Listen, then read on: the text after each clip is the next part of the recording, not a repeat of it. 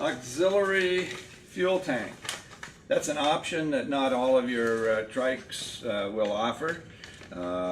These are TIG welded aluminum auxiliary tanks. They're always located inside the protective cage of the trike frame itself, and they're shaped and sized differently depending on the model that they're going into.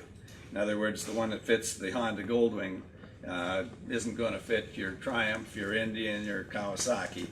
Each one has to be independently developed. Very safe place to carry extra fuel. You know, better protected than the stock original gas tank on most motorcycles. The way it's set up, we'll always size it so that it's a little smaller than your main tank is. The reason we do that is because we don't want you to have an overflow situation. So in the use of it, what you're going to do is you're going to fill both tanks. The engine is always going to be drawing its fuel from the main tank. And what we advise people to do is to simply run off the main tank until their low fuel light comes on, at which point you're going to flip a switch and the fuel here can all come forward. Your gas gauge comes back to full, and while this is happening, you just keep running down the road. It effectively doubles your range because, you know, you're probably going to want to fuel up with a gallon or so left in the tank anyway, and you don't need to save 2 gallons because you got 2 tanks. You can use up everything that was in the aux tank up at the front, so it does double your range. That's a useful thing because when you trike a motorcycle, you do reduce your gas mileage by about 15%. So if you have a trike without an auxiliary tank and you're doing a long distance trip with friends on a 2-wheeled motorcycle of the same type, you're probably going to need gasoline a little earlier than they do. On the other hand, if you've got an auxiliary tank, you know, you're going to say to them, "What? You guys got to fill up already?" So it does come in handy. Some people feel the need for it, others do not, but it's good to have the option of being able to offer it. And when you get to traveling long distances, or you get traveling out west some places, it can be a long way between gas stations too.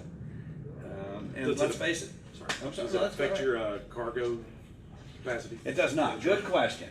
Does our auxiliary tank affect the cargo capacity? And the answer is no. It's ahead of the trunk. It does not take any space out of the trunk. And there again, that's something that separates us from some of the others, because some of them, if you put in an auxiliary tank, you lose trunk space. Mm-hmm. We do not.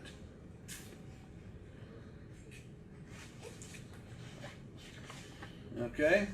The 180 front end. And I want to compliment your dealership, because you have been using this on I think pretty much all of your Hannigan conversions. What we've done here is we've put on a 180 tire. That's actually a bigger tire than the stock rear tire of a Goldwing, which is 160, right? So it's a big tire. To handle that big tire, we've also had to replace and make a completely different wheel, which means the axle is changed up. In order to accommodate this big setup, we need to make a whole new fender. And in the process of making the fender, we also take the opportunity to extend that fender. A lot of people are adding fender extenders, and now that's no longer necessary because the extender is now part of the fender itself. We're also, most importantly, changing up the upper and lower triple tree, much wider triple trees here.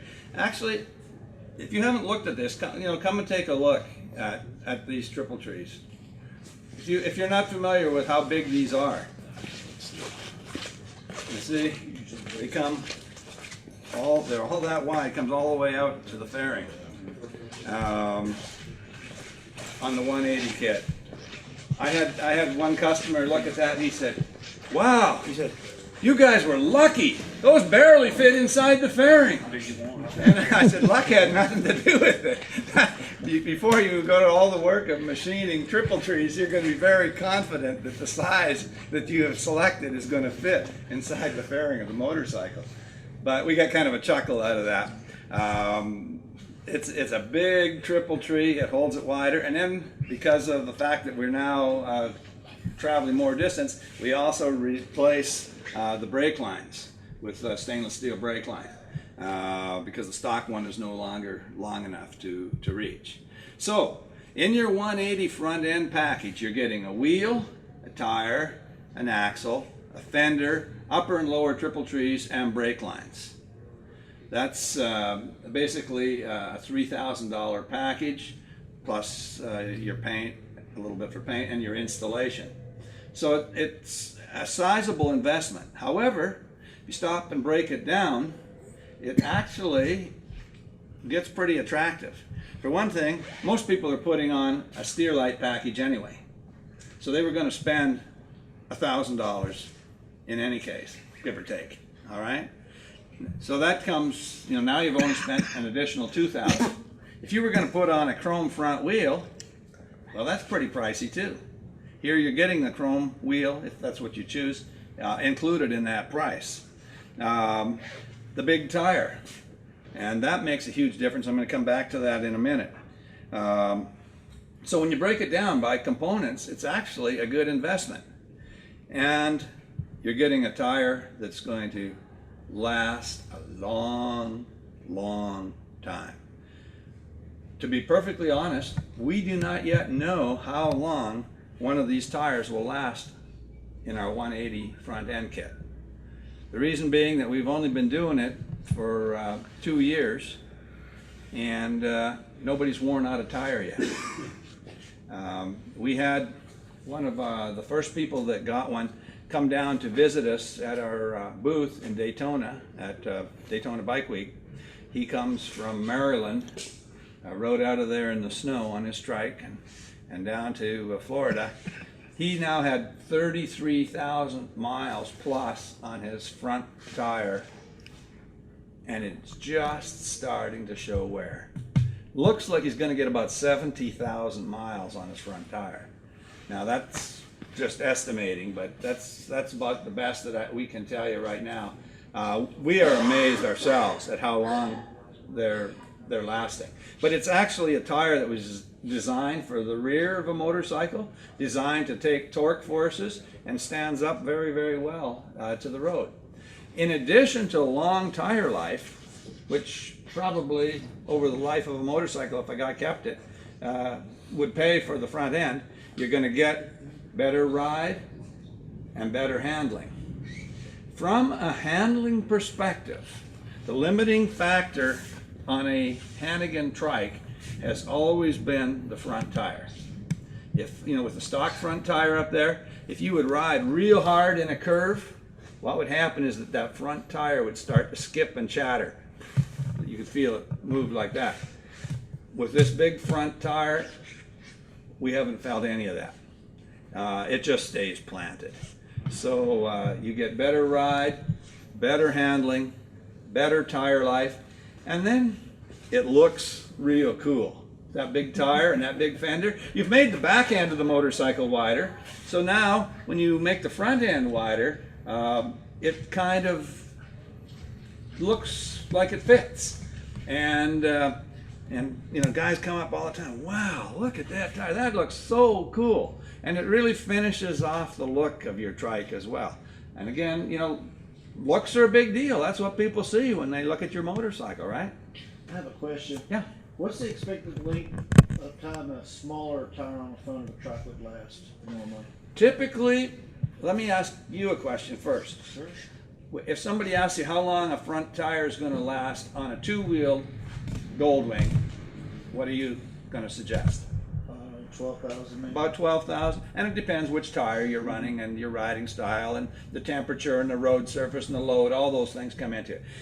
I would say this way, if you leave a stock tire on a Trike, you're probably going to shorten up your tire life by 10, maybe 15%. Not a huge amount, but probably get a little less out of it than you would as a two-wheeler.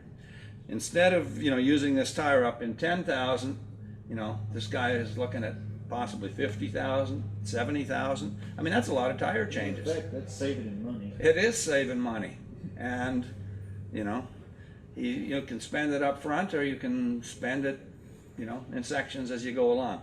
So that's something to mention to a guy who may be considering and saying, well, you know, I'd really like it, but you know, the cost of it. Well, how long do you plan to keep this motorcycle? You know, if you plan to keep it for a long period of time, even from a financial perspective, you're probably going to gain back what you put into it. Yeah, we've really been impressed at how long they last. And of course, the rear tires on a motorcycle also last a long time as compared to, you know, the two-wheeler. They're made for the weight and the power of a car. We had a ice cream social once for a group of trike riders, and there was about 30 people there. And one of the guys who was just brand new to triking, he says, how long will my rear tires last? So I said to the group, anybody here ever change their rear tires? And one guy says, yeah, I did. I said, you wear them out? He said, no, I just got tired looking at the same tread pattern. Now, I'm not saying you can't wear them out, but it takes a lot of miles to do so. Actually, saying that reminds me of another advantage that I didn't mention earlier when we were talking about suspension. But the way our suspension works, we get good tire life out of our rear tires. There are trikes out there that don't get anywhere near that kind of rear tire life. Specifically, a Champion, where you've got your shock sitting in like this, and you hit a bump, and it's going like this, and they are wearing out rear tires on the inside very quickly. I've talked to a number of people who weren't real happy with their very short tire life.